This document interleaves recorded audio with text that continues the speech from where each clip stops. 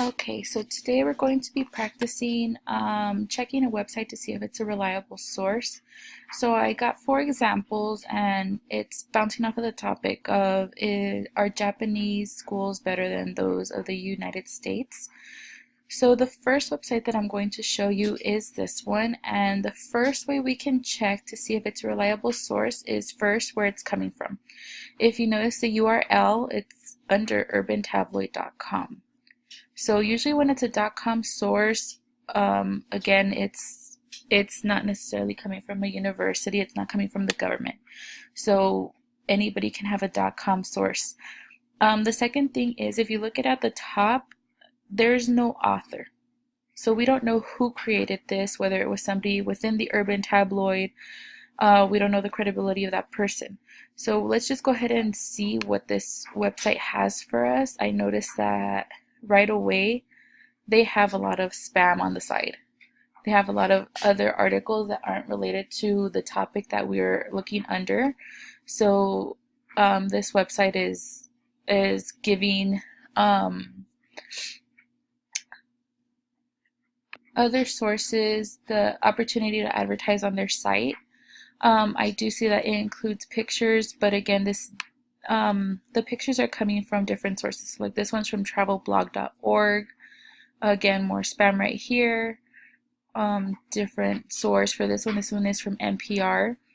So the pictures aren't really concise with one source. It's coming from multiple different sources. So that shows you that, again, this website is probably not credible. I'm scrolling all the way down to see if it gives us a copyright date, a date when it was written, or maybe an author, because sometimes they do have it on the bottom. And again, they don't. So actually they do have a copyright date from Media Junkie LLC. Again, we don't know who wrote this. It could have been anybody within that corporation. So I wouldn't necessarily use this as a credible source because they're not necessarily giving information that looks like it's been researched with one source. They're not giving photos that are coming up with one source. So this is probably not a completely 100% trusted website. Let's go ahead and look at some of the things that they wrote within the website. Japan may be ahead of many other countries in terms of technology, and the United States has its own alas. But these two insanely successful countries also happen to have many differences. For instance, despite the modernization they're bringing, Japan is still very tight and close to its culture. They celebrate and practice it every day. Another would be the education system. Yes, you read that right. Education in the US and Japan are so different. You will end this article in amazement. So,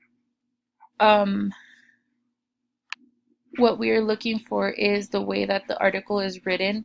We're looking to see if maybe the article isn't biased. So I'm going to read on just a little bit right here where it says, "Wait, no substitute seems fun." So that's obviously an opinion that's being thrown in. If it was a credible source, I don't think we'd be seeing much opinions about what would seem fun within the education in Japan compared to those that in the United States. So I'm going to go ahead and go to another website to show you an example of what we see there. So for this second website, it's starting to look a little bit more credible in terms of we have an author. The source is coming from an EDU site, but again, we need to double check everything. This is a pretty short article. This is a pretty short source. But what I do see here on the bottom is that it gives you additional sources to look at the education.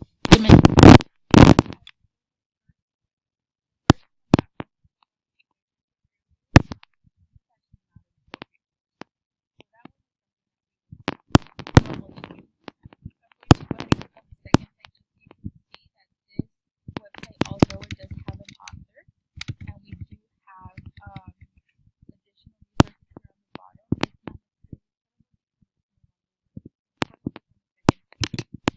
And again, it's trying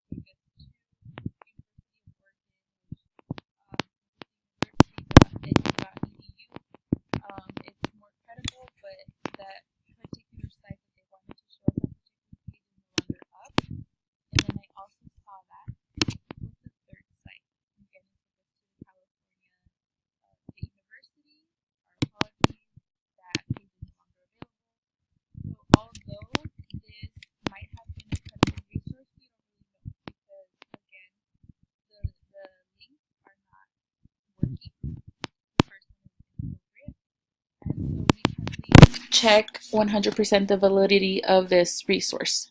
So I'm going on to the third one so we can see from there what we can find.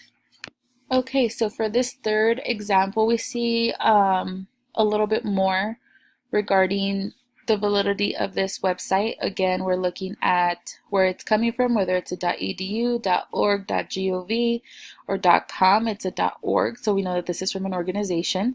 It's coming from the National Center on Education and the Economy, and again, on the top, we're looking to see if there's an author source. There's not really one person listed as the creator of this article. So we don't know where it's coming from, but we could see that, you know, as far as this website, it's a little bit more organized in terms of the way they present the information.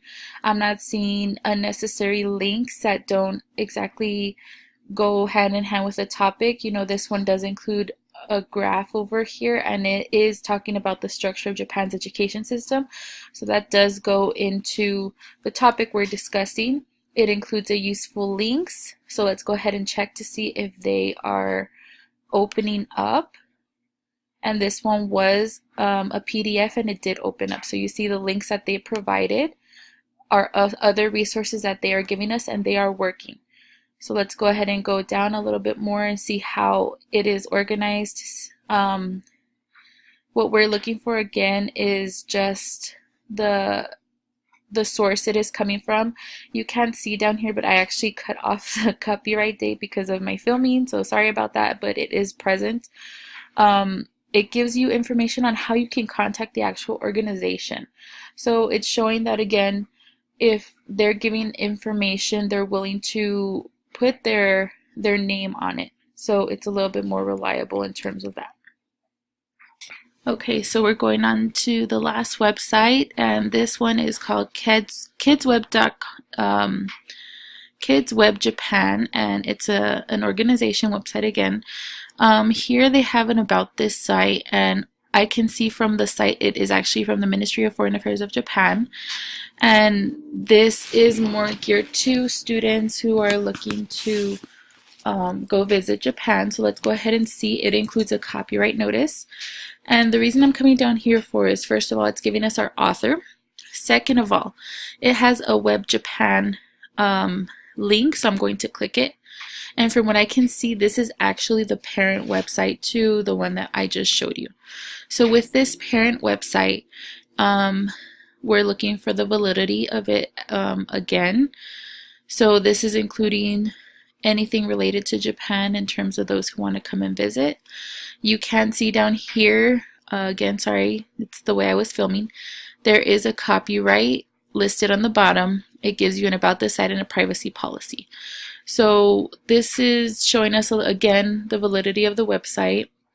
We're seeing that some of the links are related to topics in Japan, so it's staying within the actual topic. It's not moving to things that are unrelated to it, kind of like the first website that we saw, that it had links that weren't even related to the topic. It allows us to change the language for something that we can understand if we don't speak the language that it's showing us. It's allowing us to change the font size to something that we might need. So I'm going to go back to the kids